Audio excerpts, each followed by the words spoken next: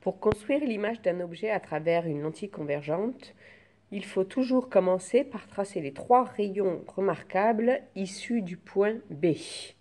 Donc le premier rayon, c'est celui qui passe par O et qui n'est pas dévié. La marche du rayon, c'est dans ce sens. Ensuite, celui qui arrive parallèle à l'axe et qui ressort en passant par le foyer image, F'. Et le troisième, c'est celui qui arrive en passant par le foyer objet F et qui ressort parallèle à l'axe optique. Sur cette figure, j'ai tracé les trois mêmes rayons, donc celui qui passe par O et qui n'est pas dévié, celui qui arrive parallèle à l'axe optique et qui ressort par le foyer image F', celui qui arrive en passant par F et qui ressort parallèle à l'axe. Dans tous les cas, l'image se forme au croisement des trois rayons.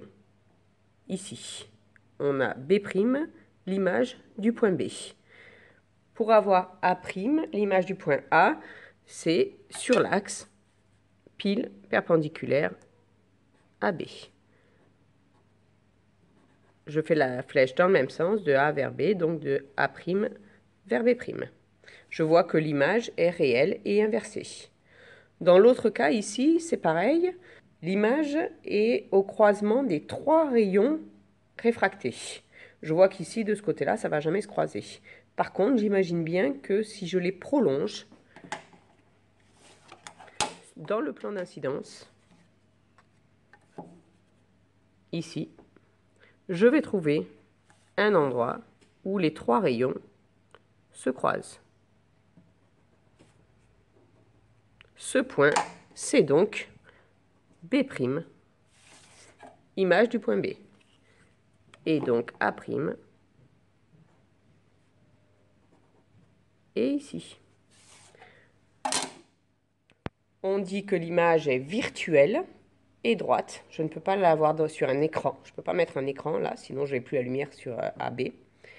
C'est le principe d'une loupe.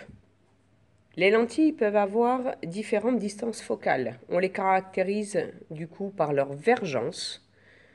La vergence, c'est C, c'est en dioptrie, petit delta, et c'est égal à 1 sur F, la distance focale, en mètres. Attention. F, pour rappel, on a vu dans le TP que c'est aussi égal à la distance OF'.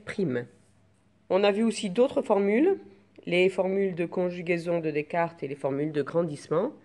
Je vous rappelle que dans ces formules, il faut faire très attention à la barre au-dessus des distances, qui veut dire qu'on utilise les mesures algébriques. Une mesure algébrique, c'est une distance, mais avec un signe plus ou moins. Donc ici, le sens positif, c'est le sens de marche des rayons. Donc OA', si je vais de O vers A' dans ce cas de figure, la distance sera positive. Par contre, dans celui-là, elle sera négative. OA, c'est en règle générale toujours négatif. Et OF', toujours positif. Je vais dans le sens des rayons. Pareil pour le grandissement, gamma. Ici, c'est A'B' en mesure algébrique sur AB. Je vois que si mon image est droite A'B', je suis dans le sens positif. Par contre, si elle est inversée, A'B', je suis en négatif. AB, si l'image est dans ce sens-là, si l'objet est dans ce sens-là, c'est positif.